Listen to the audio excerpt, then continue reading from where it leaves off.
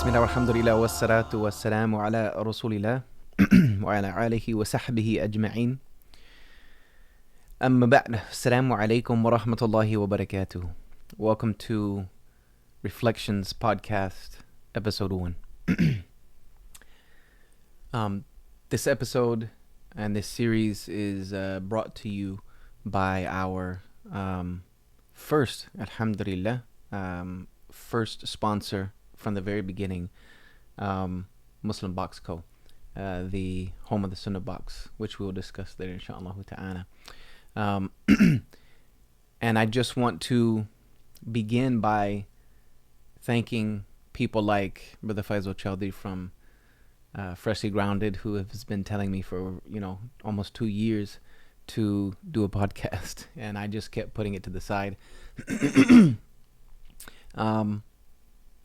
And I think the reason I put it to the side was because I didn't see a benefit or a value at that time with all the other projects I had going on. So where do we go from here?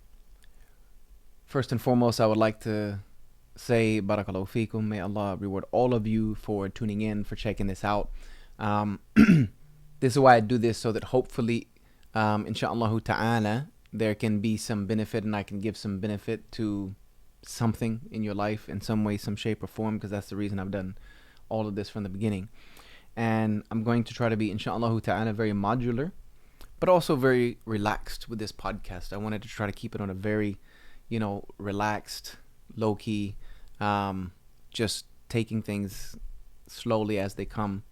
There are really kind of two sections that I hope to address or hope to, use as part of the program for this podcast, which is number one, discussing whatever topic, comes to my mind, whether it be, something related to the deen, or even something related to the dunya of certain things that I take interest in. We're going to discuss all of those things. This is not going to be just, a one-sided podcast. It's a very relaxed setting. So we're going to try to address those issues, things that I've learned, in my experience of being a Muslim for 20 years and even before becoming a Muslim, experiences that I think that I can share, that inshallah may be of some value to you. And then the second main target or main goal that I want to try to accomplish is reflect upon my story. And when I say my story, I'm not talking about the story of how I came to Islam, which is all over YouTube. You can find it in many different lectures that I've done about it, etc., so on and so forth. But since I became a Muslim, the things that I've experienced as a new Muslim, the challenges I faced, the ups and the downs, the hard things and the easier things, and what I've learned from that, what I can share maybe with new Muslims or people just coming back to practicing the religion. How I got into public speaking, how I got into da'wah, etc., so on and so forth. So we want to just try to reflect upon my path, as it were to say, and what I've learned from it. Now, and we're going to unbox all these topics. We're going to, take our time, unbox them, see what can be learned from them, see what can be, taken as a heed for the next time around from them. So hopefully, inshallah ta'ala, we will keep some theme about it. We'll try to keep some consistency between the shows, but we're also just going to take it as it comes. It might be something that I woke up that morning and decided I want to talk about. That might become the subject or the primary subject for the 45 minutes that I'm going to do these, inshallah ta'ala. So, first things first, how did I get here? And in a nutshell, this is just what I want to kind of briefly discuss over the next few minutes, inshallah, is how did I get to this point, right now where I'm at in not only in my life, my religion, etc., so on and so forth. This was never anything that I tried to do. I never said, I woke up and said, I want to be a public speaker. That wasn't the case. When I first accepted Islam, it was a very different world than we live in now, first and foremost. We're talking about 1998. The world was a very different place. And, there was no social media. There was no YouTube. There was no iPhone. There was no smartphone. Period. So the very first way that I was introduced into Islam, like now you can go online, mashallah, and you can find so much stuff about Islam. A quick Google search will bring you all over the place. YouTube, so many videos, Instagram, etc., etc., etc. For me, beyond books, and this is also another reason why I have a high value in books. I have a library. We'll discuss what I have in my library at some point as well, and just kind of give you kind of an overlay of my small library that I've kept, collecting for years and years and years. But I have such a great value on books because that was, the very fundamental way that I learned about Islam. There was not so many videos going around, and the videos that we did watch, the videos that I did watch as a new Muslim were VHS cassettes of Imam Siraj Wahaj. May Allah bless him and keep him. He was the very first Muslim speaker I ever saw, on kind of a video format, and it was some of his very old khutbahs from the 90s, and I was just taken aback because Imam Siraj made me feel proud to be a Muslim. You understand what I'm saying? Like, he gave me some certainty in my faith, just the way he spoke with such confidence. And I've told him that before, and we laugh about it every time we see each other, because we also share someone between us who taught us very early on about the path of da'wah. We'll get to that in a few moments, inshallah. But and I've given the khutbah at his masjid in New York, at Masjid Taqwa, etc., and we see each other here and there around the world. We catch up with one another, and may Allah bless him. But that was how I was introduced into videos. Then I got other videos and VHS tapes and audio tapes. This is the way we learned back then. It's a very, very different world than the one that we live in right now. So it wasn't as if I said, I wanted to be that, even though, yes, when I saw Imam Siraj, on video, it was just like seeing a celebrity or a movie star or what have you. I told him that when I first met him, and he just laughs at me. But my beginning in Islam was the main goal I had. The main goal I had was to change, behavior that I had, change the way my life was. That's all I wanted. I wanted to change. And then after that, the goal was to learn as much as I can about the religion, that new Muslim zeal that you have to learn. But it wasn't easy. I had my ups and my downs, which we'll unbox and talk in long run, inshallah. This was just for the sake of kind of summarizing or giving a brief of how we got to where I am right now. So my initial phase was just to learn about the religion. Then I was introduced, and I talk about it in my story that if you search, I think I quit my job for Juma or something like that. I talked about where I walked off of a job site, and because they wouldn't let me leave for Juma, and said if I left I would be fired. So I walked off the job, and that day at Juma was hired by the Imam at his pizza shop, which is probably the best pizza shop ever, Tony's Pizza in Crescent Beach, St. Augustine, Florida. MashaAllah, amazing pizza, amazing individual, someone who taught me so much about the akhlaq, or the adab, the character and etiquette of a Muslim through his behavior. MashaAllah, beautiful brother from Philistine, may Allah reward him. And that kind of helped me get closer to my religion. I did give some khutbahs at the masjid there while I was there, but it was nothing as such public speaking. I was just doing something for my own community. And then I met a sheikh who was to me like, a encyclopedia of da'wah. And I decided to move with him and spend some time with him, traveling the country, sharing the message of Islam. And he was very old school in the way that he did it. Rahimahullah ta'ala, may Allah subhanahu wa ta'ala forgive him and have mercy on him. He passed away quite a few years ago, back home in Pakistan. But he used to travel from city to city. And when he would get to a new city, he would simply go to a phone booth and find a phone book. This was back when, you'd still find phone books in phone booths. and find Muslim names and call them and see if he could find out where the masjid was. And then when he found out where the masjid was, because there was no Google Maps, there was no, all of this. When he would find out where the masjid was, he would go there, meet the Muslims, try to talk to them, and encourage them to get involved in da'wah activities in their city to try to share Islam with non-Muslims. And he would go from city to city doing that.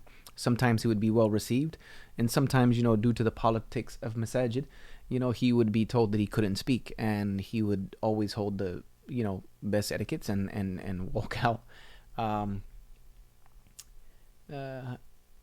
And his adab was amazing. So I learned a lot about the core of da'wah, actually getting out and putting in, grassroots, as simplistic as you can get da'wah, like what you would imagine that the Sahaba radiallahu anhu went out and did, just going from place to place trying to share the message of Islam. And I lived in New Jersey at the masjid. There was apartments right above the masjid, and that's just how I lived while I was learning how to get involved in the field of da'wah, or even what the field of da'wah was about. I had no idea, how deep it was till I spent some time with him, alhamdulillah. As the guy who went along with him, I was carrying the microphones and the camera equipment and the books, and I was just his assistant, as simple as it can be. And I lived very simply, small apartment above the masjid with a mat on the floor and a whole bunch of books. And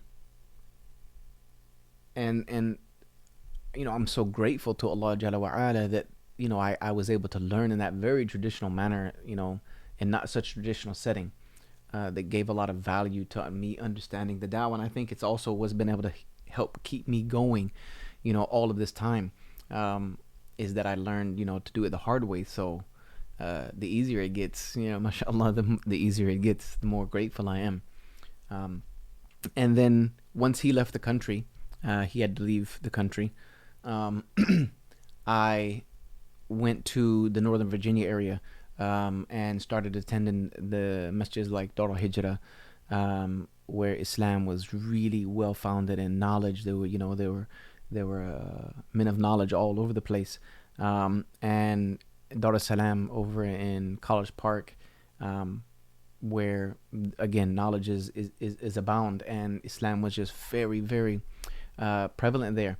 And I spent some time there, learning a little bit more about the deen, getting more into the traditional knowledge, teacher to student knowledge. And then I went to Florida. My dad moved to Florida, and of course, he invited me to come with him to Florida. It's Florida. I'm a Southern boy. This is my roots from South Carolina, so Florida, let's go. So I moved to Florida, and this is where I was back to Florida. I introduced myself to more da'wah activities and things of that nature.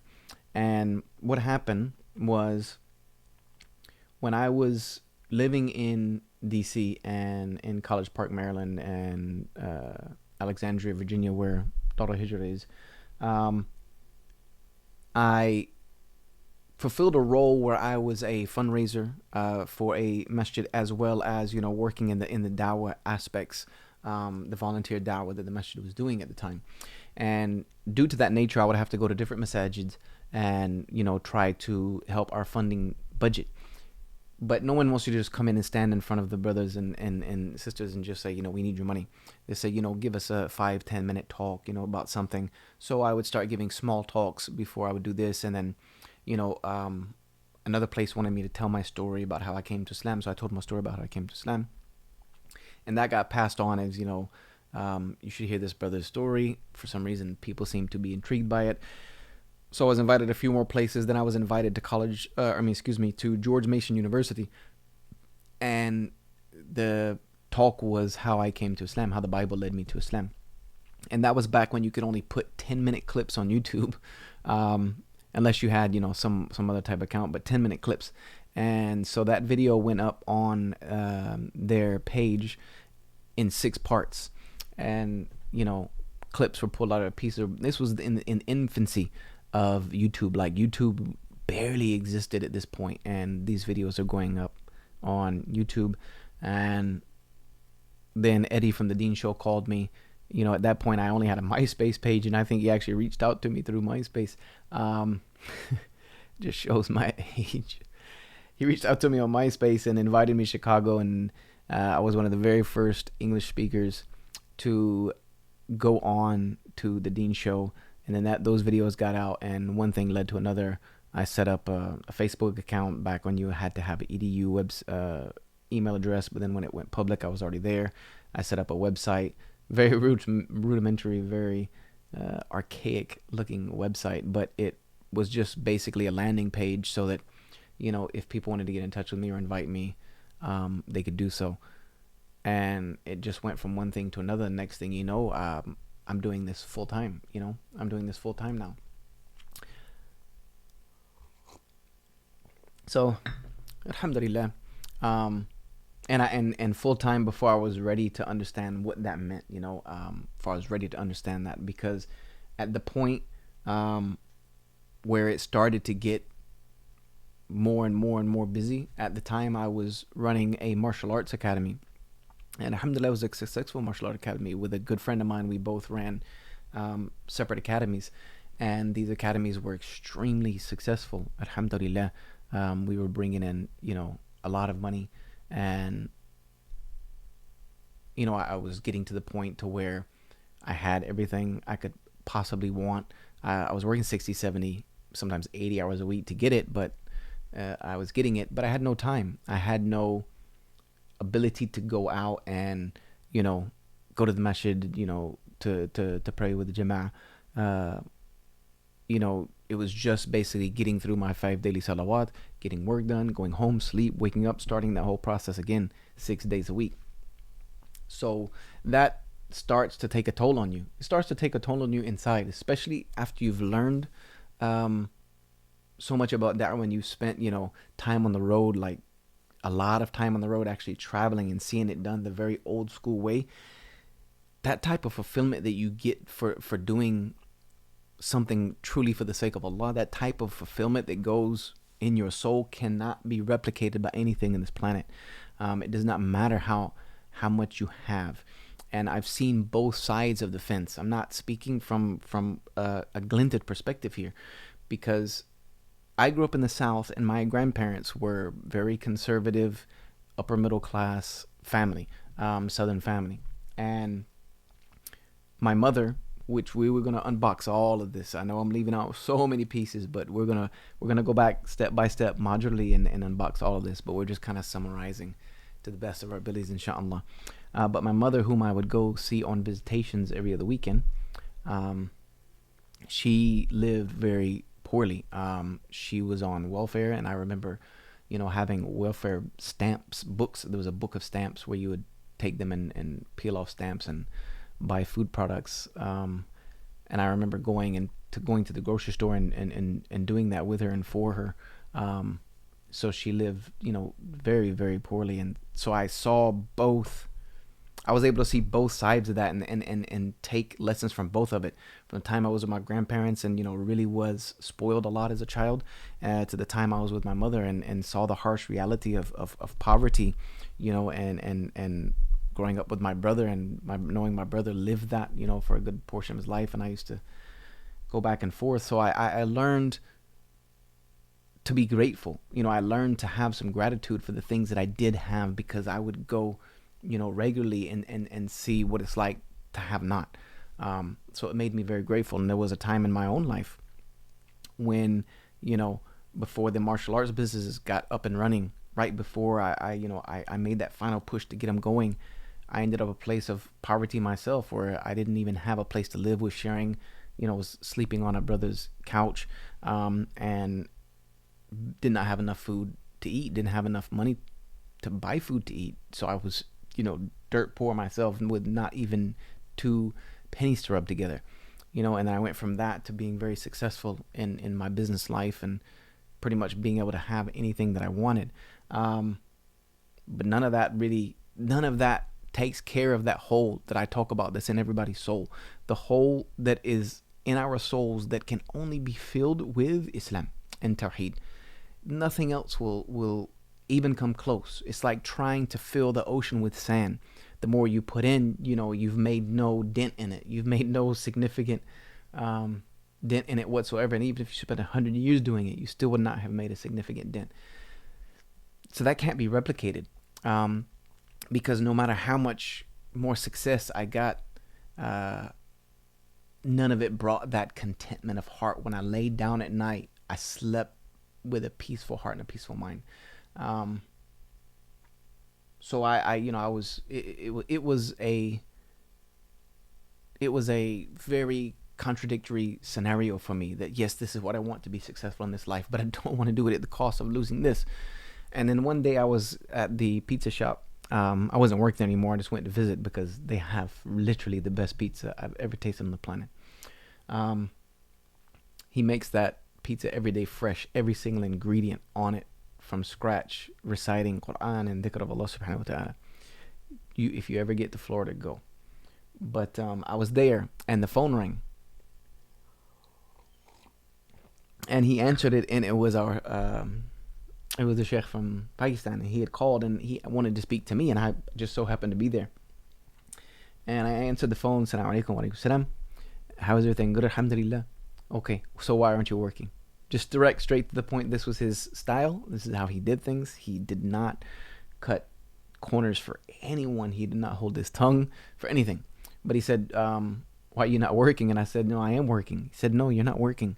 Yusuf told me you're not working. I said, no. I'm not working for him anymore, but I have my own business, up and running. And he said, no, that's not what I'm talking about. Why aren't you out doing the da'wah?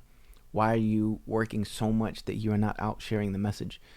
That you clearly understood from me and got the point that he used to press upon me so much, was that Yusha, you are, a born and raised American. You are an indigenous. Not only are you a born and raised American, you were born and raised in the American experience. As indigenous as I can be, my grandfather Native American, so my lineage traces back to the indigenous people of this country. So you are one of them, and you have an experience. You've experienced that side of the fence. You grew up as a white Christian in the South, and you have something that can help you reach others, and you have a responsibility because these are your people. And I understood that, but the business had just taken so much of my time. Just really I wasn't capable. So I didn't have an answer for him. And he said, it's between you and Allah subhanahu wa ta'ala, what you do. You've been given the message, and I called to give you a reminder. What you do is up to you. So that hit me pretty hard. And, I decided to get out of the business, to walk away, to take my part, so that I could get some things up and running, inshallah ta'ala, and that's it. Be done with it, and that's what I did. I started being more into the full-time da'wah, trying to help where I could. I ended up. This is when all the lectures came about, and the talks at George Mason, and then I started traveling, and it snowballed into this, to where I just wish, alhamdulillah, may Allah subhanahu wa ta'ala accept any khair that I've done for the sake of the da'wah. But, I sometimes wish I could hit that reset button and go back and have just a sit down with that guy, who in, his mid-20s was getting involved in the da'wah full time. Just have a conversation with him, because nobody, when you see your favorite speaker, and I have my own favorite speakers, and I plan on addressing that as well, people that I watch and I like to listen to, and you see only this one picture of them giving talks and lectures, you don't, and unfortunately a lot of us stop there and don't give any depth to that person. That yes, mashallah, the brother can make me bleed my heart out for the sake of Allah Jalla wa Ala, may Allah reward him. But there's more depth. You have to understand that there's more depth to every single person that you see giving talks and lectures and khutbahs or whatever. They are a human being too, and they have a personality, have a differences, things, and so on and so forth. So I'm hoping, inshallah, to maybe take you behind that iron curtain a little bit, to show you the other side, that what it's really like to be a public speaker, to that experience, that because people, get this unfortunate idea that it's some glamorous movie star lifestyle where you're just traveling first class and staying in luxury resorts and, being fed from buffets, 3 times a day, and it's a lap of luxury, which there are some times where, brothers invite you, and mashallah, they turn the hospitality up, way up level 10, and you almost feel embarrassed. You almost feel embarrassed. I will recount some of those stories too, especially the one that I had in Dubai in Ramadan, on a separate episode, inshallah. But most of the times it's not like that. And I've always said that I've learned through experience that Muslims are the worst to one another. And I haven't learned that from sitting on the sidelines watching. I've learned that from experience. So we'll break it all down, good, bad, and the ugly, and all that good stuff. So I can give you a glimpse into that, inshallah. And I also would like to, for anyone who wants to get involved in this field at any point in their life, I want to try to leave some work behind, some manual, some guidebook onto how to getting involved in this, and the do's and don'ts and the things to watch out for. I would love to work on that project first. I need to get my dissertation done for my PhD, which I'm extremely far behind on. But once we get that, maybe that's a project that will be in the works, inshallah. So we're going to take a quick break. This is going to be a time where we're going to give some times for our sponsors. And inshallah ta'ala, we'll be right back. Assalamu alaikum. This episode of Reflections is brought to you by Muslim Box Co., home of the Sunnah Box. Gifts from the Sunnah for brothers. They're working on things for sisters and reviving the Sunnah of giving. So if you want your Muslim Box Co. Sunnah Box or any other of their amazing products, check them out at www.muslimbox.co. The goal of this entire project is to find a place where I can have some benefit. This is one of the reasons I did not decide to do a podcast until now. Number one, I was very busy with a lot of other projects and just didn't see the time available to give into it, and I didn't really see the benefit of it. I honestly did not know that there was such a huge niche for podcasts. So it just didn't occur to me. And when it did occur to me that there was some benefit to be had there, I said, okay, I will take on this venture as long as, inshallah, it does bring some benefit, because I also don't like to do things that I don't see any success in. If there's something I'm doing that's clearly not working, we want to try to do something else. And things that we find are successful, we keep repeating those. This success is just finding something that works, finding a process that works, and repeating it. Simple as that. You find a process that works and replicate it over and over and over and over and over, and you will continue to have that same success, inshallah. So how far this venture goes depends on the benefit that I see derived from it. You guys have to let me know. This is where I'm going to need the help from the audience, from you, the listeners, to whether or not we are doing a good job, whether or not this is beneficial, whether or not this is even, worth my time, by commenting, subscribe to the channel. And if you want to make sure that you're always notified when a new video is released, just click on that little bell right there. And that little bell, then some parentheses will pop up next to it, and you'll know that you're subscribed. And always make dua for us, make dua for the success of this, but be real on feedback and criticism. Let us know how we're doing so that I can see whether or not this is something that I want to continue to invest my time in, inshallah ta'ala. Because it could be that you just absolutely, abhor the sound of my voice, and, this is just not the format for me. But we'll see, inshallah. And when we go into subjects, I'm also going to, again, try to remain very relaxed about the subject. There will be times where we'll get emotional, because I'm going to, inshallah, unbox things from my past, my life, and my experiences that I've never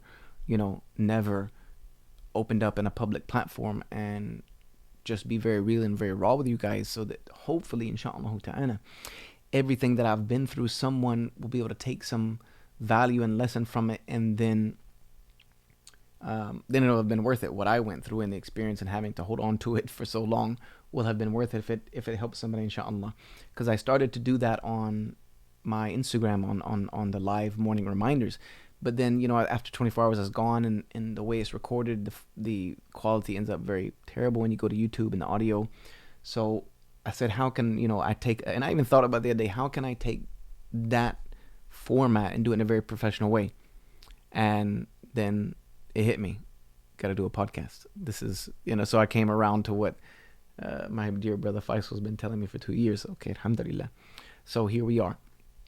And I want you guys to be involved in the show. We're going to take feedback. We're going to take Q&A to very light level Q&A.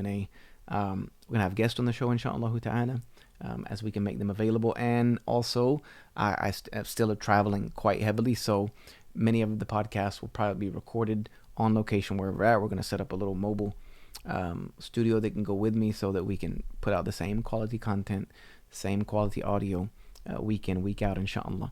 And every Friday, this is the goal. You can expect that every Friday at the same time, or around the same time, the new video will drop and the new podcast will drop. So hopefully, inshallah ta'ala, we get to a point where we can streamline that process. And when it comes to learning lessons in life, this is what I want to spend the last 15 minutes on, inshallah ta'ala, to give you that other side of the glimpse of things that I was going to talk about. We even kind of summarized, my journey and my path, and we're going to dig deep into that. But something that you can take some value with you straight away from episode 1, inshallah, is how to deal with failures, how to deal with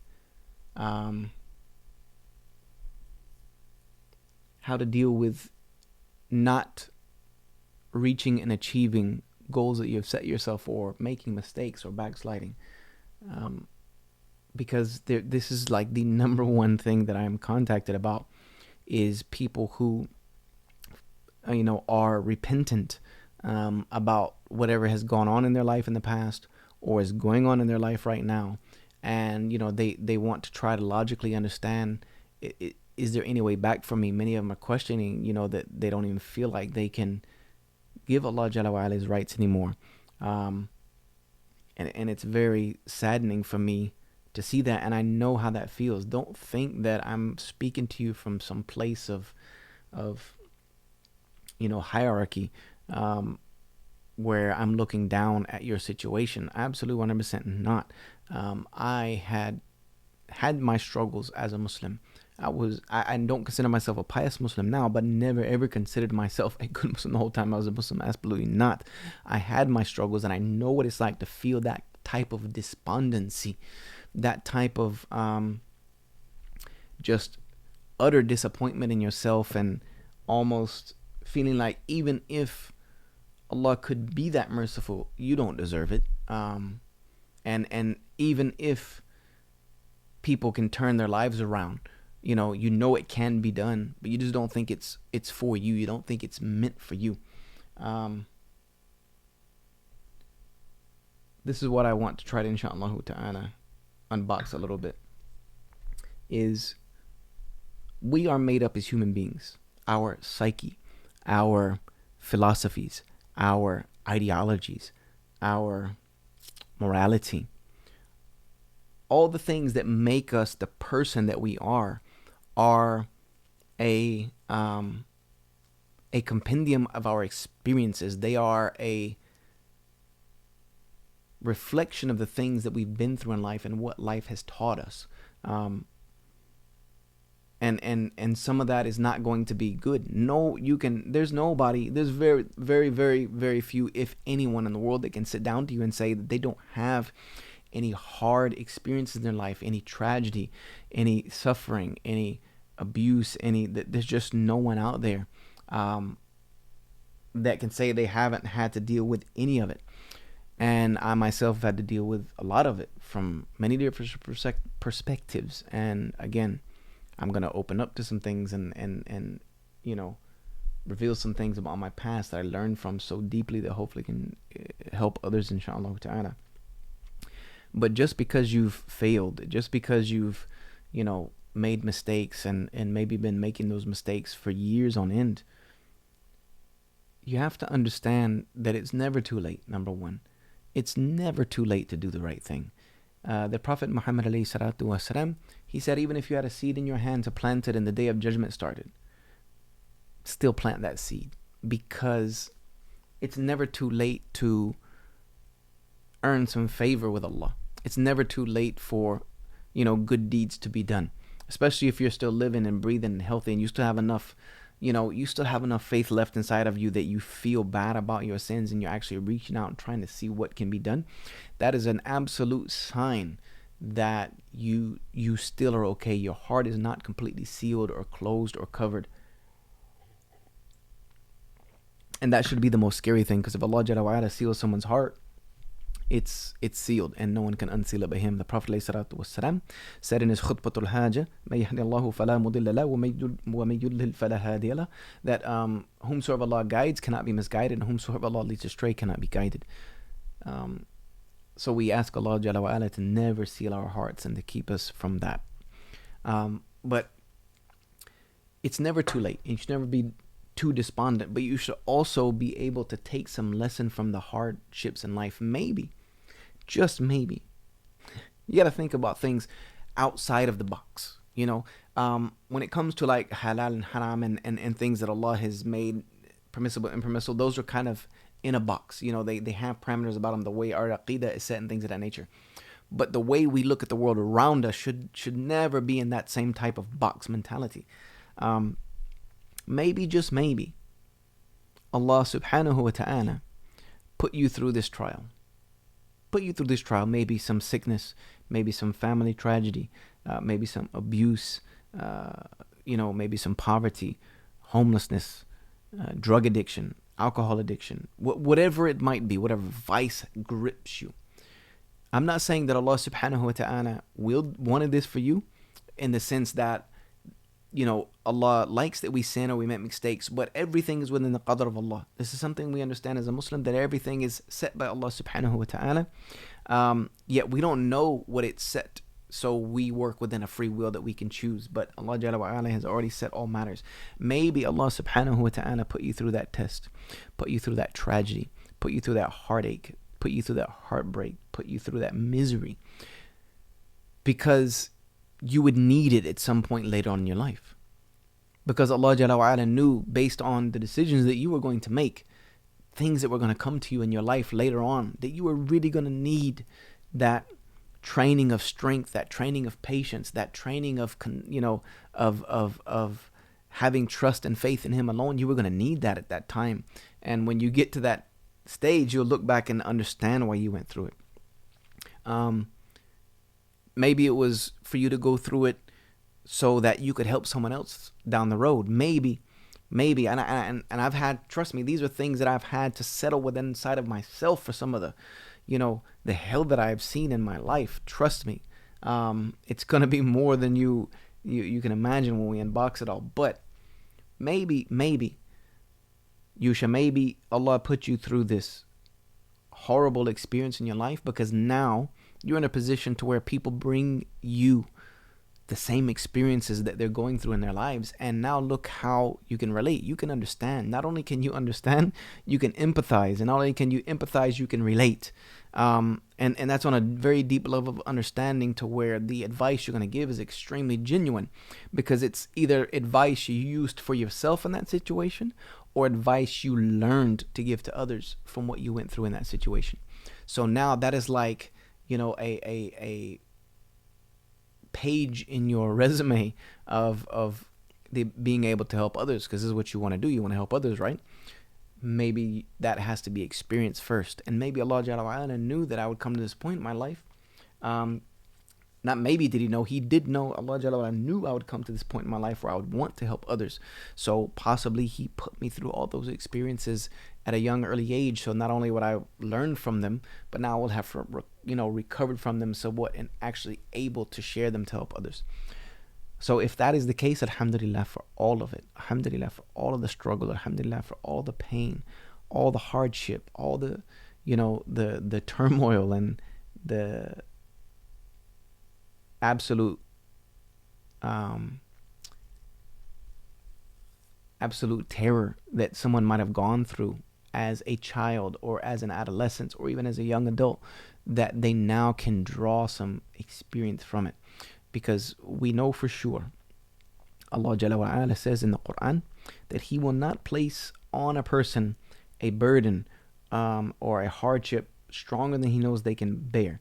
So if we know that Allah gave this to us because He knows we can get through it, then we can, inshallah ta'ala, see some benefit in that struggle. And the next time a test comes to us, we're ready from the beginning with the mentality of, not only am I going to get through this, but what I'm going to learn from it. It might be hell. It might, it might bring you down to your lowest point at some points. And I've been there. Let me tell you, wallahi, I've been there. It might bring you to your lowest lows, but know that out there on the distance is the horizon of the highest high, because Allah Jalla wa Ala is going to give you the ability to get through this. So maybe you learn from that. The failure the same way. Maybe you failed so that you would learn not to fail again and not to make that same mistake, and to learn from it and pass it on to others. So every piece of you is made up of your experiences. So you have to learn to, number one, be easy on yourself. Be easy on yourself. We should hold ourselves to a high standard, but also we should not be so hard on ourselves that we talk ourselves out of our own help. If we talk ourselves out of help, we talk ourselves, out of seeking assistance for the situation.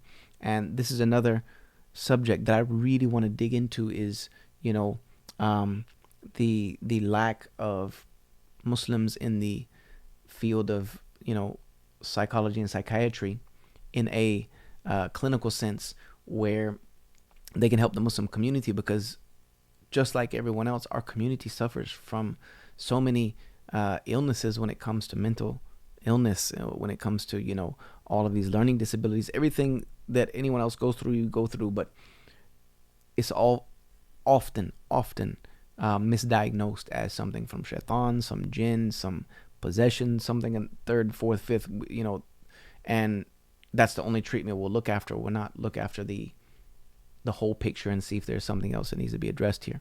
So I'll plan on discussing things like that as well, going down that rabbit hole, inshallah ta'ala. But never think that you've done too much.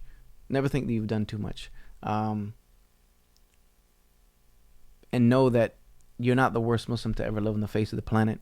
And even if you were, and you died with La ilaha illallah, even if you're the worst Muslim on the planet, according to the hadith of the Prophet ﷺ, even if you're the worst Muslim on the planet, if you die with La ilaha illallah in your heart, you would be the last person to enter Jannah. But after you were entered into Jannah, you would have a kingdom like this world and everything that it contains 10 times over. Subhanallah. So, and that's for the worst of us. So don't go too hard on yourselves that you don't think that you can ever change and get better. Always keep pushing. Never settle. Never settle. Never settle for anything less than what you believe to be your best, and that will allow you to lay your head down on your pillow at night with a clean heart, a clean conscience. It's more difficult to achieve than it seems, but we're going to learn the process of how we can get there, inshallah. It has been my humble honor and pleasure to do this first episode in the hopes that there will be many, many more to come, inshallah. But that will all depend on you guys letting me know how we are doing. Do so by commenting, do so by liking, or dislike it if you don't like it. No problem. Criticism is also accepted. But most of all, please hit that subscribe button so that you will always be tuned in, and we can get some real world data on where we're going with this, inshallah ta'ala. And again, we want to thank our sponsor, Muslim Box Co. Check them out. Their link is right here, Muslim Box Co. And they have some amazing products. I can't wait to showcase to you some of the products, because we're on the same wavelength with what we want to accomplish, professionalism, the whole nine. So we will be showing those, inshallah ta'ala. Until our next episode, I just want to thank all of you for coming along on this journey with me, reflecting on this life that I'm gonna take you on a trip with, and what we can learn from it. Until our next one, Assalamu alaikum wa rahmatullahi wa barakatuhu.